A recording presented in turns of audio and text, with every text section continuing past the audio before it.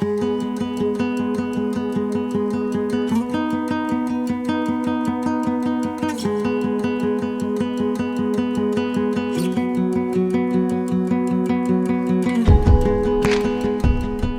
we get started, I'd like to say a few words about where we are. Today we're broadcasting from Stanford University in the heart of Silicon Valley. Since World War II, Stanford has encouraged its faculty and students to develop new technologies and turn them into great companies. Welcome to Ask a Silicon Valley Lawyer. I'm Louis Lowe, founder of L2 Counsel, and I help companies get formed, financed, scaled for growth, bought and sold from my offices here in Palo Alto, often in San Francisco. And if you like what you see, please leave a comment below. If you have an idea about what you'd like us to talk about, love to hear it. Today I wanted to talk to you about early stage financing. How do companies get off the ground? How do they find capital to grow? And we're going to focus and dive a little bit deeper into convertible notes versus safes. But before we get there, I wanted to set the stage. So, where do we find money? The first and best way of finding cash is by selling a good or a service, obviously. But if you're at the formation stage, you're probably looking for capital to create a minimum viable product that later on you'll be able to sell. But certainly if you could finance your growth with the sale of a good or a service, that's not going to have any long-term impact on the company's capitalization or your ownership. So obviously the first and the best way to go about things. The second way would be some sort of a government grant.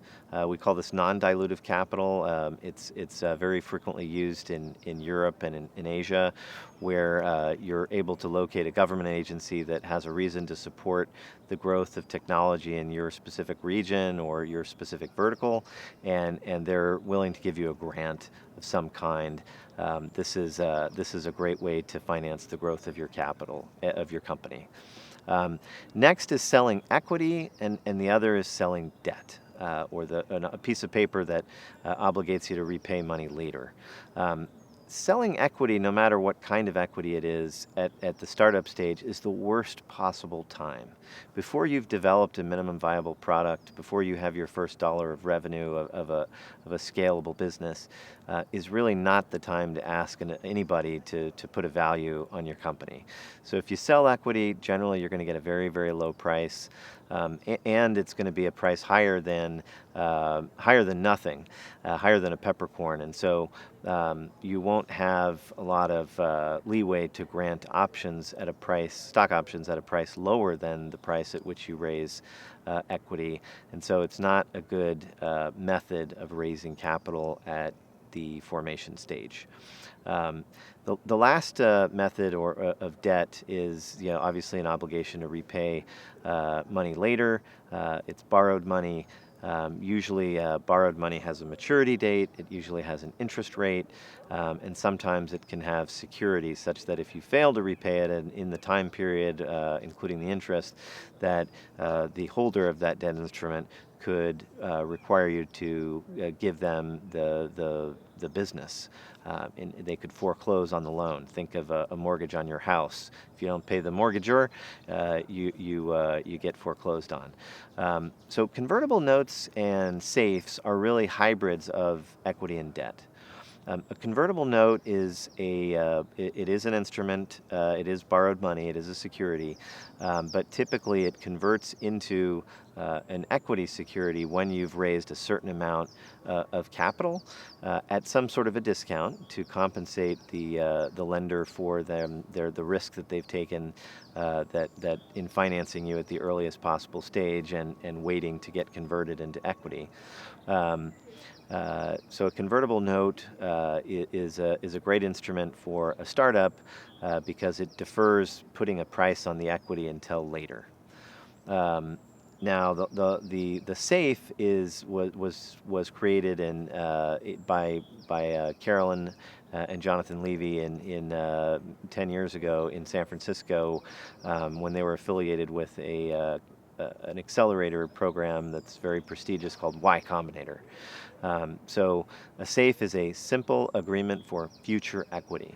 The principal difference between a convertible note and a SAFE is that a SAFE does not have a maturity date. It does not have a security interest. It doesn't have a rate of interest, and it converts into the equity often at some sort of a discount, just like a convertible note. But there isn't a specific date, and therefore it's very founder favorable. It's become ubiquitous in the Northern California and really all over the world. Although many investors will prefer a convertible note because they have a time period during which they know that they'll get reimbursed, and they get interest as well as the discount on conversion. So those are the essential differences between the convertible note and the SAFE. The SAFE is more founder favorable. The convertible note is more investor favorable. I wanted to talk about some frequent issues that pop up whether you're using a convertible note or a SAFE as you bring your financing along and as you raise capital over a time period that's getting stretched out longer and longer before you raise your Series A. I'm finding that convertible notes are often having different rates of interest, different maturity dates, different discounts upon conversion, and therefore keeping track of the pro forma impact of the issuance of all of the convertible notes upon conversion into the Series A is more and more complicated, and Series A investors are often very disciplined on the amount of equity that they want in a company post Series A, and therefore founders are really getting hurt by the length of the periods during which these convertible notes remain outstanding and all the different terms that can vary in between. So ideally, whether you issue a convertible note or a SAFE, you're going to insist that all of the terms remain the same throughout each raise, which is very hard to do. You want to have the same rate of interest, and it's somewhere between 2 and 8%. If you're a founder, you're going to start at 2%. If you're an investor, you're going to be looking for a higher number. You're never going to pay out cash on this, but it impacts the rate of conversion. The discount rate on conversion, I think 20% is relatively standard across decades. However, depending on the supply and the demand of capital at any given time and how hot your company is, you might be able to push that down as low as 10%, and sometimes you might have to give a discount on conversion as high as 30% or more.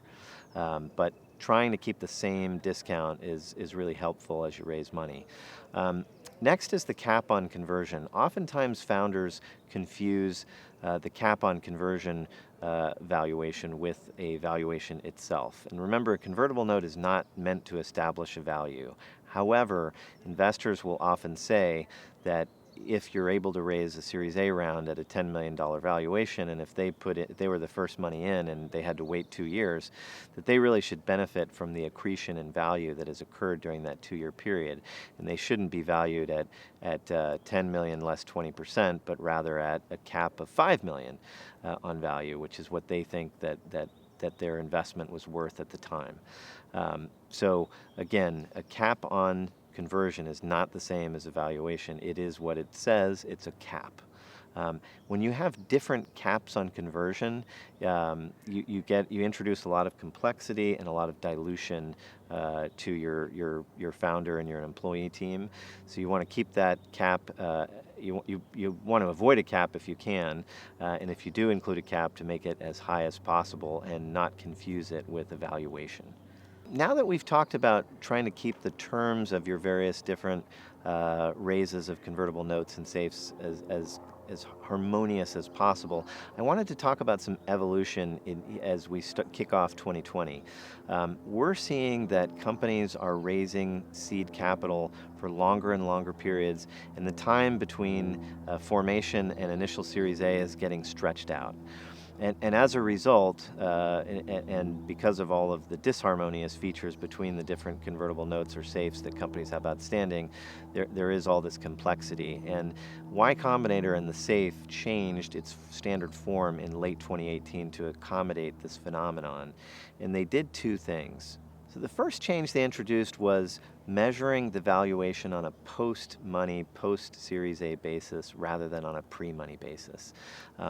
This is a significant change as it limits the massive dilution that founders are suffering when these instruments stay out for longer periods. So it's really helpful for founders to make sure that you use the new SAFE form that has valuation measured on a post-money basis. The second change that they did was to remove pro rata rights to invest in future rounds from the SAFE. That used to be included as an incentive to invest in the SAFE. It's been removed. Now some investors will see that and will ask you to sign a side letter giving them those pro rata rights, but it's really nice if you can avoid that. And the new SAFE form that was introduced in late 2018 makes sure that you don't have that built in. As we wrap this video blog on seed stage financing, I wanted to say a word about the outlook as we launch deeper into 2020. We're seeing more and more venture capital firms raise larger amounts of capital, and that those firms raise them in 3 to 4 year periods. And so we're seeing that there's a real pressure for these venture capital firms to show a rate of return on a faster basis. And because they're raising larger blocks of capital, what it takes to move the needle involves investing larger blocks of capital. All of this to say that I believe that Series A financings will occur in a company's life cycle at a later and later point. And that's going to mean that you're going to have to become more and more thoughtful and innovative about how you stretch out the amount of capital that you raise in the seed financing phase of your growth. Final note from a legal perspective, please make sure that all of your early stage financing instruments are reviewed by counsel before you sign and enter into them. I can't tell you how many times I've agreed on a form of security with the founder. They've gone and taken it out, and then they've changed terms with their investor and haven't told me, and we find out later when we're doing a Series A round that we've got some issues that we hadn't thought about. So do make sure that your instruments of financing are reviewed by counsel in advance, and that they are kept and noted in a convertible note or a SAFE register. Thanks again for joining us. If you have any questions, please don't hesitate to reach out to me. I'm Louis Lehot through my website at L2 Counsel, COUNSEL.com. I look forward to any comments or suggestions you have about future programming in the threads below. Thanks again.